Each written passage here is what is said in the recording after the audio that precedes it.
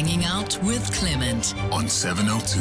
Let's walk the talk. And on our Hanging Out feature this morning, we've got veteran broadcaster Leanne Manas, award-winning. I mean, this woman has been the face of South African television for so long. She's been that face that we wake up to for many, many years. And I don't know a lot of people who've been doing one show and they remain excellent at it for 20 years or so. That's wild.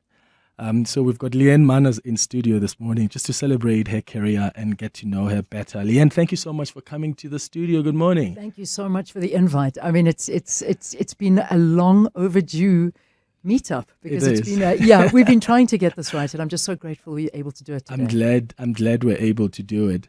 You just knocked off, yeah? Yeah, you were working this morning. I was working this morning. You came directly here because your show ends at 9. It ends at 9 o'clock, and you know there's usually the grand exodus because you know at the moment we sort of all coming out of the same studio at the SABC. So you literally grab your bags and you run out. You almost feel homeless. It's like, okay, what do we do now? So it's like, you're out, unless, of course, you've got the meetings and all of that happens after the show. But luckily today, no ways.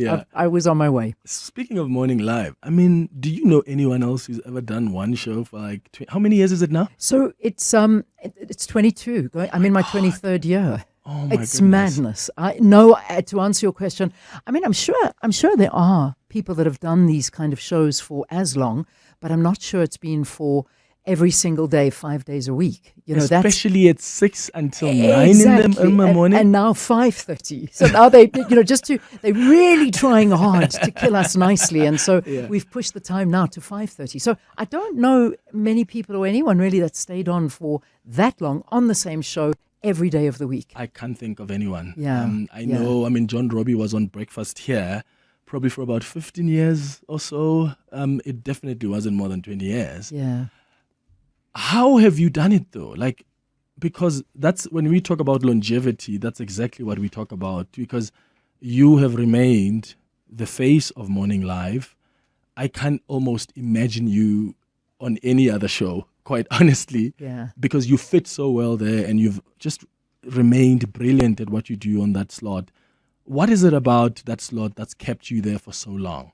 I think, you know, I think if I have to look at the evolution of the program, that could probably tell you why. Because when I first started doing Morning Live, it was never necessarily just this hard news show. It was one of those shows where, yes, of course, there was news, but there was everything in between. You know, we're an incredibly hardcore news country, and I don't need to tell you, people have just become more and more news, and it's been an evolution of broadcasting. So from when I started on the program, it was actually in a way a lot lighter than it is now. And it was something that I just watched changing over the years. And then I grew into it. I mean, I came in very wet behind the ears, not really knowing, you know, much about this and how mammoth this program was. And then just growing into it and getting sort of better and better and better at doing what I was doing in the live sphere. Not that I hadn't done live before, because I was doing business news before. So I had started off doing a program on SABC3, 2 programs actually. That's how I moved across to the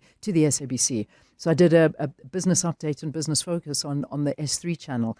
And then I was asked to take over and go over to Morning Live, which I said no first because I just knew how big this program was. And I didn't think for 1 second that I was actually going to be ready for this. So I decided, no, forget about it. Let me stick this business thing out. And then eventually I was asked again to take over Morning Live, which I did gleefully once I'd felt a lot more comfortable. And I mean, and then, you know, I actually posted a video quite recently where I was celebrating those years because SABC is celebrating 90 years of broadcasting. And so I saw that very first broadcast I did alongside the late Mbuli. And when he asked me at the end, how was it? How did it go? I was like, you know what? It went well. It was good and blah, blah, blah. And then I said, so I look forward to waking up with South Africans for, and I stopped there, the foreseeable future for you never know. You never know. Like they may have cut me the next day or however long it was going to last. Little did I know that foreseeable or that future meant 22 years later. That's beautiful. So That's beautiful. Have you not worked for 702 before? I have. You have, yeah? I started here on the infamous traffic desk. Yeah, Because I think it is the infamous traffic desk. It is, because I think some of the biggest, most brilliant they started broadcasters there. came through on the traffic desk. Yeah, So yeah. I did start in these buildings. Have you always wanted to be a journalist? Have you always wanted to be a broadcaster? Yes to the broadcaster. Yeah. To the hardcore news journalist, no, not necessarily. It really wasn't something that when I was young, I even thought of. It was something that I grew to absolutely love. But there's two different sides to me, and I think these sides work very well together, because I actually started off being more of a drama student and wanting to do more entertainment and sort of fun things like that, because I had the way I say it, like it's past tense, I think I still do have a good personality. You do. I think when I was younger, I had a better personality, much more carefree, fun, naughty, all of those kind of things. And I used to really sort of just live to have fun. And then, I walked into actually this newsroom, but I'd already studied, I'd been at university doing communications and journalism. But I still wasn't sure what I was going to do. But it was the moment that I came into this sphere and I sat in the Eyewitness newsroom and I saw these journalists. Now, you must remember, I was a degreed person sitting answering a phone for traffic accidents. I mean, people won't understand that, but that's what we used to do. We didn't use social media. You had to physically answer a phone and phone a traffic station. And say, on Hi, the N1. it's Leanne. And we'd have to do this all the time. Any accidents on the road? These were the different traffic officials, and they'd say, no, all clear. Okay, thanks so much. That sounds like it was 100 years ago, but it was just the other day. Exactly. You don't know how fast we've moved. And so that's when I say, when I tell you ever evolving, so for me, it's gone so fast in terms of how we've changed. But no, it was that moment when I sat in that newsroom and I just watched these journalists arrive at work, never know which story they're going to be sent out to, and just thriving on it and working it and going out and being on the scene. And it bit me. And I was like, this is amazing, and I really want to do this. I really want to do it. Well, guess what? We are very happy that you chose to do it, because you really have been brilliant over the years. And I'm also grateful that you've chosen songs that are, 3 of the songs that you chose are some of my favorite songs. Are you serious? So I'm happy that we share a good thing there with music. Should we start with Adele? Yeah, and you know what? I did that on purpose. I did it on purpose, and I'll tell you why. Because I know you're going to speak to me. I knew you were going to go there, because before you went to go and see her, I went to go and see her. Yeah, where did you see her? In London, at Wembley Stadium. Wow. So let me explain the story to you. So now we had gone. It was the very first time we took my kids out of the country to go and their first overseas trip. So we went to London. My husband's sister lives in London. So we took the whole family, but this was all because my husband had bought Adele tickets, because he knew how obsessed I am. More was because I need to hear from her more. Yeah. We both need to hear from her more. How obsessed I was with her. Anyway, we bought the tickets, and then on top of the tickets, we decided, okay, well, let's take the whole family. So we went, and we initially wanted it for the last concert, but we only managed to get tickets for the first concert. So we went to the opening concert. It was unbelievable, as you know. She gives everything. She leaves nothing. She puts it all out there. And then we left, and it was just unbelievable. What a night. It was stunning. Next morning, we woke up to the news that Adele had cancelled all of her other concerts. How lucky were you? How lucky were we? She lost her voice after that night. Oh, my goodness. So, yeah, that's the backstory. But what a dream. It was a dream come true to go and see her live, as you did as well. Yeah, it was certainly a dream come true. Yeah. There are people who still believe that was planned. When I ended up on stage with her. Because you actually were on stage with her. I was, and it was on my birthday. How did you do that? So to be honest, I also thought maybe my friends organized it. I was like, geez, you got powerful did you friends. guys do that? Wow. No, because how do you explain that someone, an artist that you love, someone just picks you and says, come here on stage? It was very bizarre, but we love Adele. It happened. And we love Someone Like You by Adele. It's one of Leanne's favorite songs. But sometimes it hurts instead. Hi, Clement. It's Sherlock from Exclusive Books in Rosebank. I just want to say hi to Leanne there, and every morning I'm looking forward to seeing her on my screen. And it's such a pleasure to have such a dedicated, wonderful lady doing such enormous work of presenting, and we we are blessed. We are blessed as a country to have her. And we share many more years of Morning Live presentation. Thank you, man. And say hi to her, please. Ciao, ciao. Morning, Clement and the 702 listeners. And morning, Leanne. You look absolutely amazing this morning.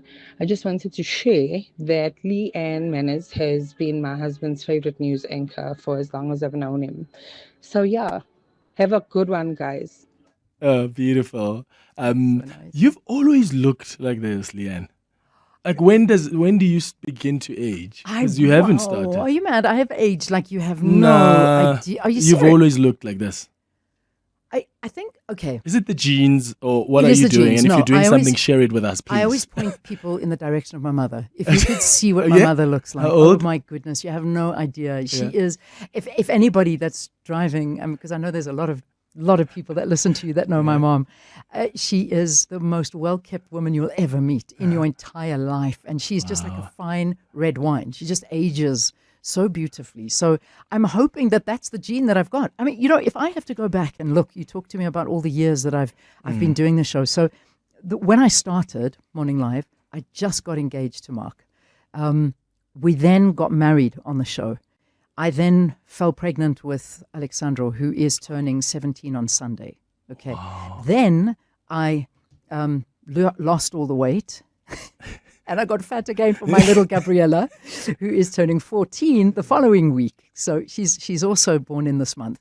And then I, carried on and I've been there, and I celebrated my 20th wedding anniversary with Mark last year. And I'm, still, I mean, it's just madness. I mean, my whole life has been lived out on live television. It really has. I can't believe, you got married to your husband around the same time when you got the job.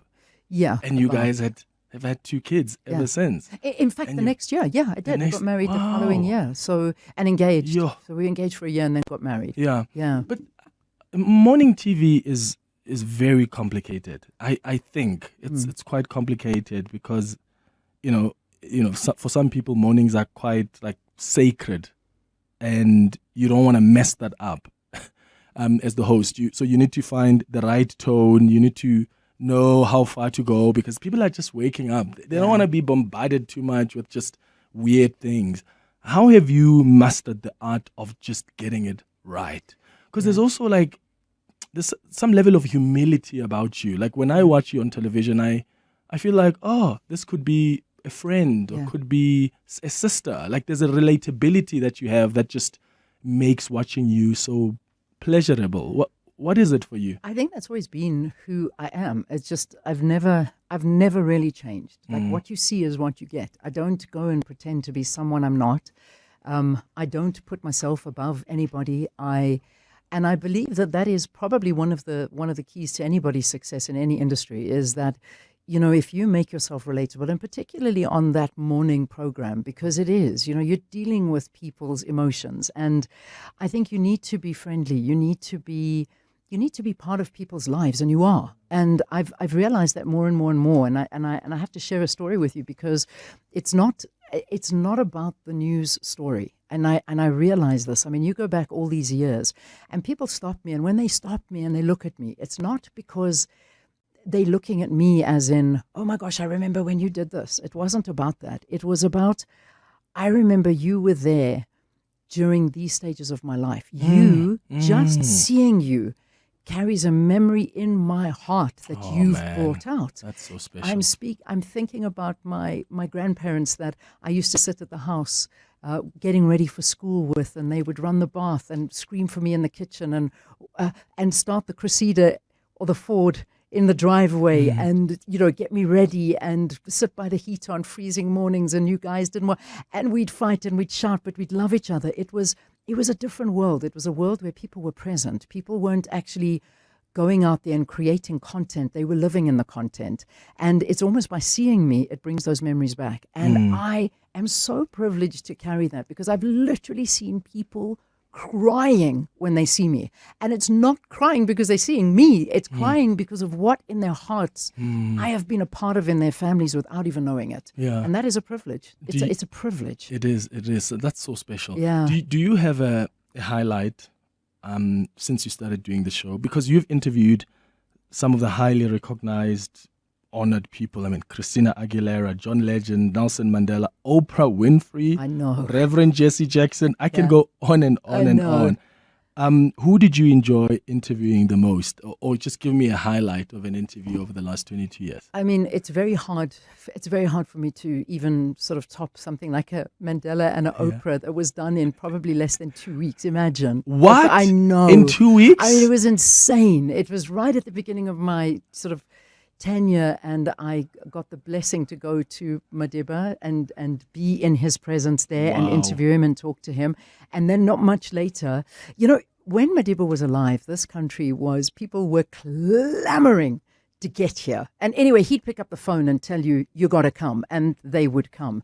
And then Oprah was opening up a school, and Oprah was doing her talks, those kind of live your best life, I think those were. I don't know what they were called, so please don't quote me. But I remember, and I do think for me, I mean, besides what Tata Madiba stands for, and he is everything to many of us, really, he's just absolutely incredible. But just particularly for me in the industry that I worked in, I think interviewing Oprah was probably, for me, the most moving thing, because I had put her on this pedestal thinking this woman was going to be horrible and terrible to interview, and it was going to be so difficult, and I revere her, and how am I going to feel? What am I going to do? I am nobody. How am I, all those doubts that you have when you're about to enter into the room with your hero. And this woman was so nice to me. When she came up to me, it's a whole story around it, but just the very short snippet of it, she walked up to me, she put her hand out, shook my hand, and she said, "I've been watching you, and I think you're damn good at what you do. I'm Oprah." And I'm like, oh, you Oprah? I didn't recognize you. I mean, come Oprah, on. please. And so for me, that broke down any barrier that I have ever had for anybody and talking to anybody, because then I've realized that when I speak to people, it doesn't matter who you are, where you're from, it's a conversation. Yeah. And it genuinely is a conversation. And I'm not going to be intimidated by you. And that for me was all I needed, because I think intimidation breaks a conversation. And, by having that done so early in my career, I think that was the best lesson I learned. I would have been so terrified that's exactly what I was. come and interview the best talk show host in the world. Terrified. Yeah. Terrified, but it was beautiful. Yeah, that's a beautiful story. It to is a tell. nice story, isn't it? It's really nice. It's- I need to make some sort of a T-shirt or a tattoo or something, but I haven't yet. It's 10:30.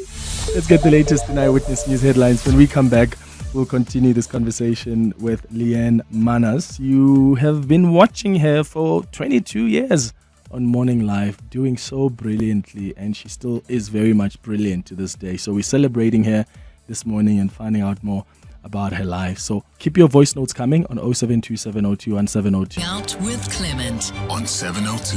Let's walk the talk.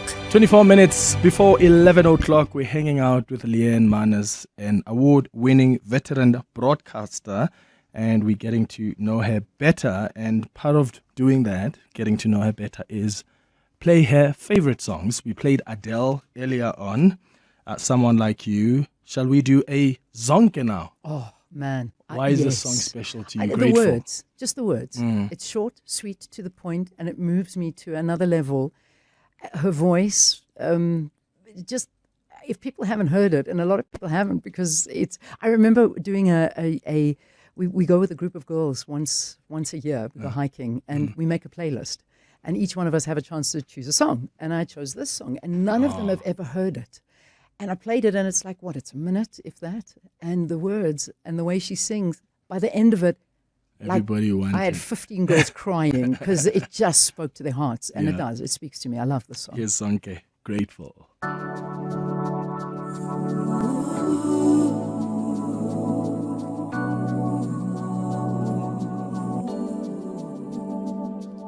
I'm grateful for today. I'm so grateful. I say you're so beautiful. You never let me fall. I pray for today, and I pray for the light in my life you place down. For a reason I say I'm grateful for the music. I'm so grateful for the people who love and care for me. I love and care for you.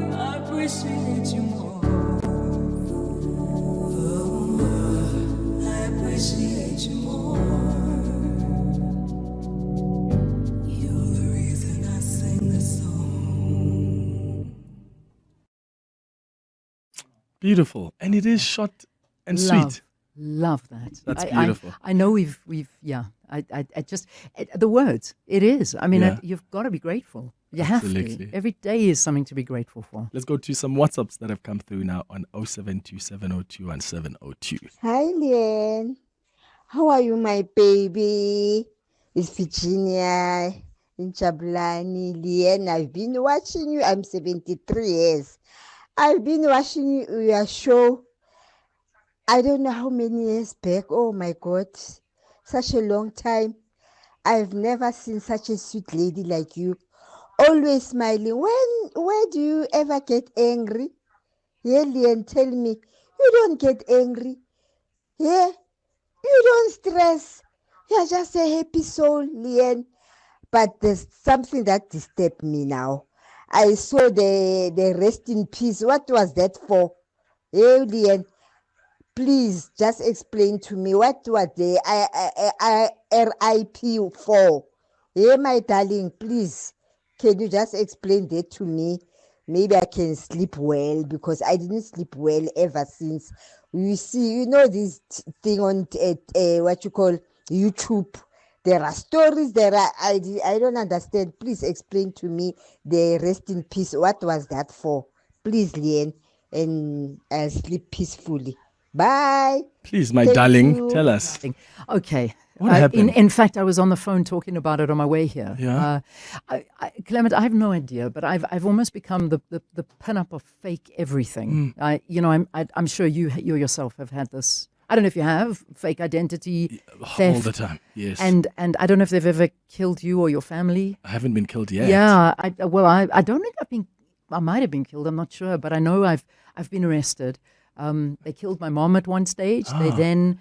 My dad was about a week or two ago, and this week was my husband. So, and it's all over TikTok, and I don't know why. What do they say? So they say They Leanne do a whole Manas' rest in husband peace is- and a Oh, crying no. soundtrack, and it's like apparently from my account, and just Oh, for no. anybody that doesn't know, I am not on TikTok. I do not have a TikTok account. I am verified on other social media platforms like Instagram, Facebook, or whatever the case may be. But, if it's not from a verified account, it's not from me. And this is the thing. I mean, even last week I arrived at work to do a broadcast and someone said, "Oh, you came. Oh, no. I'm so sorry. Why? Why did you even come? You must be mourning your dad." I'm like, "What are you talking about?" And then I saw this. And I mean, last night, colleagues of my husband's were like, "We saw this. We couldn't sleep last night. This is devastating." They phoned him in the morning, and so it's Virginia. Hey, Virginia, please don't. It's all fake. All of that nonsense you see is fake news.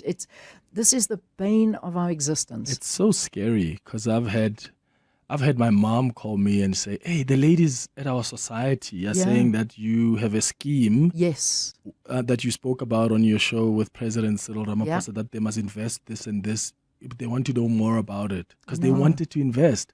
And it's deep fake. So people take your interview with the president or whoever, Yeah. and then they make you guys speak and say with the things that lips and- encourages people to invest money. It's quite crazy. I It's just quite can't crazy. warn people enough about this, and Yeah. and it breaks my heart because it particularly goes out. And firstly, the rest in peace stuff, I don't know. Is it for clicks? Is it for? Must it be. probably is. But going back to, for me, it's a very long story, and I could sit and talk to you about it the whole morning about how my image, my voice, my everything has been abused like you have no idea, from Sure. diet pills to investment scams to having the hawks knocking on my door saying that people had come and reported me because I stole money from them. And No I'm like, ways. "It's not me."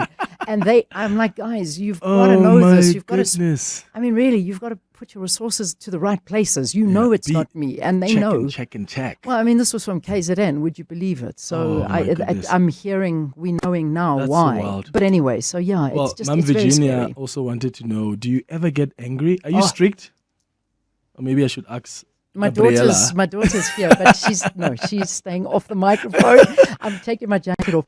Ask my husband, not my children, because he's seen the side of me that not many people That they get to haven't see. The seen. poor guy, he really does. He gets the front end of me. Yeah. Oh yes, I do. I very much so do. But when it comes to being on air, it's not about me. It Yeah. never has been about me. I could be having the worst day, and I think South Africans have seen me at my worst and my weakest, and they all know it. I mean, it was the day I had to go live in the passing of Vuyo. Yeah.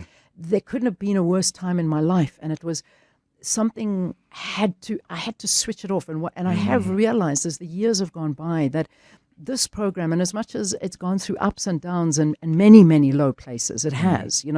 We've seen the SABC go up and down and having good and bad times. But let me tell you, I've always kept one thing in the front of my mind, and I will continue to do that. It is not about me. It is about the viewer. People are there to get their information, to be entertained, to be happy. It's the morning show, for goodness sakes, And this is the reality. And the moment you get to sort of put that in your head, that it isn't about you, then there is a massive switch that happens in my brain. It switches off and it becomes about just being that same person that I am all the time, and I'll pick up my problems at 9 o'clock. Yeah.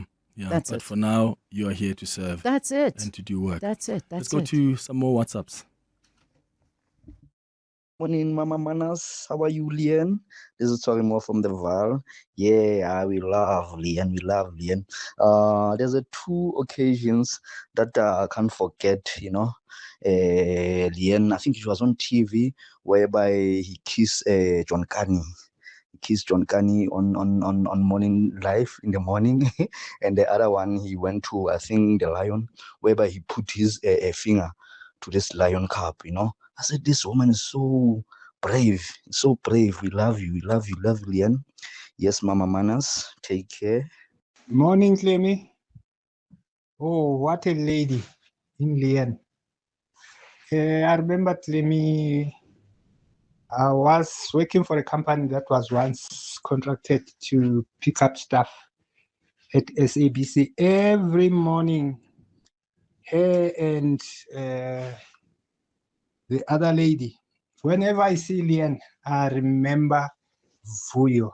Even now, as I heard her voice on the radio, Vuyo's picture come to my mind. Leanne and Vuyo were the greatest. Now we left with one greatest. You are great, Leanne. This is Mandla from Joburg. Oh, Mandla, thank you so much for Mandla. that. Thank you. Yeah, I remember watching your interview cover his funeral. And I just thought, how is she doing that? I was horrible. That was almost unfair. I mean, they made me go to the house when his body was there, and it was horrible. Anyway, I mean, yeah. But So soothing, though, for the viewers, because It was. they needed someone else who Yeah. could understand the pain that magnitude they of were this. and the magnitude of this. And seeing you there was, okay, at least we have Leanne who's helping us process this thing. It's been a constant message that I've received over the years, and it's a matter of, it doesn't matter how bad things get, and it's not only for political reasons or those kind of things that we just saw, that we spoke about. It's that, okay, I switch on the TV and she's still sitting there. It can't be that bad. Like, it can't possibly be that bad if she's still there, and she's still smiling. It's okay. We can do this. And, and I'm not only saying for big news events and political interferences, because you and I know very well, what the SABC was like during those state capture years.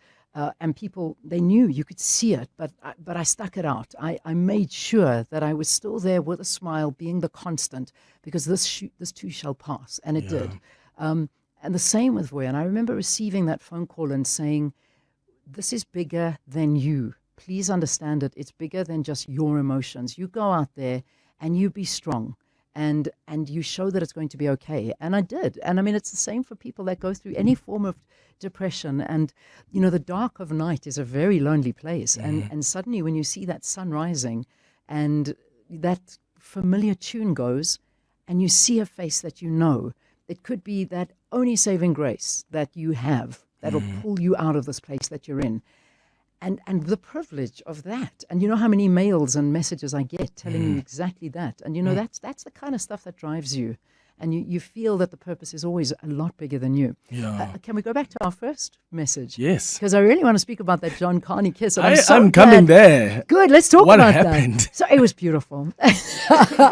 I'm not talking about the kiss. I'm talking about the moment. So I had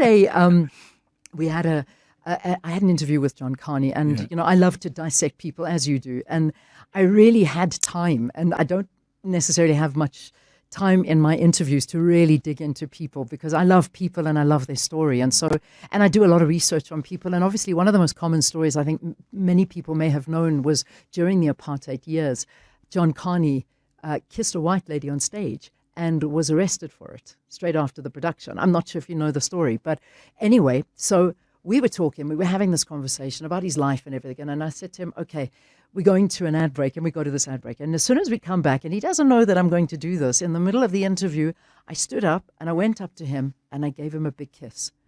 And he just stood there and he was like, whoa, what's going on here? And I said to him, had we as a country not moved at the pace and where we are right now, you would be arrested for what I just did to you. And then he realized, oh man, you're talking about that. I said, yes, I'm talking about that. I'm talking about a moment, and I want to give a physical example of how sick our government was. I mean, it's not normal, but that's the way it was. And anyway, so that was that story. And then the other one was, it was Walking with Lions. I mean, that was just a beautiful thing, and people thought I'm crazy, but I am crazy. That's my biggest problem. I don't know how to say no. I just don't know how to say no to certain things. There are things I will say no to. How beautiful that the viewers who have been with you in this journey can remember moments like that. Yes, that is beautiful. That's a moment that when you really are a big follower and supporter of someone's career, those are the moments that stick with you. Yeah. That's so beautiful. On the YouTube page, because we are live on YouTube. I'm realizing this. People have been talking about how beautiful you look and how good because you're always so stylish. And I said to her when she arrived, you always look so good. So on YouTube, Tanyani says, hi Clement. Oh man, Leanne, thank you for touching on the Vuyo story. It really touched me. When you were so strong and you stood for Vuyo. That's a message from Tanyani on the YouTube page. Sandra on the YouTube page says, Clement, many years ago, Leanne was my television training facilitator at On Cue Communications. I still remember it like yesterday. Wow. And then Heather says, hi, Clement. That voice, Leanne's voice, it's like melting chocolate. Thank you so much for your messages on YouTube. More of your WhatsApps on 072-702-1702. Oh, wow, Clement. You are hosting a legend. You are hosting a legend. Leanne, thank you so much for waking us up, with the news. You are so jolly in the morning. You can actually make somebody who's still a little bit sleepy wake up and have a better mood on their way to work or when they are at work. So thank you so much for all that you've done. And, once we see you on TV, we're not changing the channel. I'll tell you that for real. Shivas here in Boxburg. Morning, Marimecha. Morning, Leanne Manas. Clement, I don't know if I'm envious because you now sitting there with Leanne in your studio, but I'm the guy that Samantha sent the voice note. Leanne Manas, I promise you one day I'm going to take a selfie with you. One day is one day. I love that. Good morning. This is for Leanne, who I have watched all these years, and she is absolutely stunning. Looks like that in and out. I love your show, and Leanne, keep it up. You really, really are my wake up in the morning. Hey, this is Kurt from Muscle Bay. I am listening to 702 and happened to see this on Instagram and immediately just tuned in. So thank you so much. I think that Leanne has been part of my life for many, many years. I'm now based in Cape Town. I love the outside broadcast where she would go to schools or just report from any site and just makes this so fun and just so relatable. I love her voice and just being also down to earth. That is what makes Leanne so relatable and that you can watch her for hours and hours. Hi, good morning, Clement. I'm here from Joburg. What a legend in your studio, Leanne Manas. She's got a voice of a radio. She's got a voice of a TV. She's got a face of a TV. Leanne, I've been watching you ever since I was 12 years old, if not mistaken. Now I'm 43.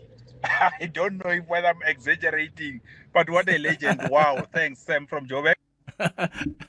Oh man, Sam, thank you so much. Well, we get the gist. The gist We is get the I gist. grew up watching you. Yeah. My The maths weather- is not great either, so I'll take it. There's some texts here that have come through as well. Vigilante on the WhatsApp says, Clement, I love Leanne so much. She sets the tone for my day.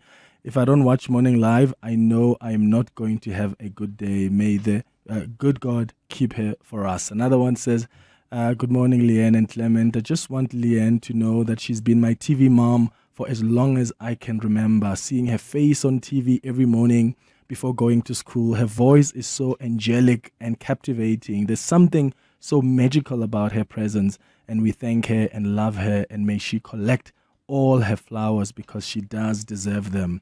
The last one here on WhatsApp says, hi, Leanne, I love you. That woman, Clement, has been part of my life for years. I'm now 42 years old.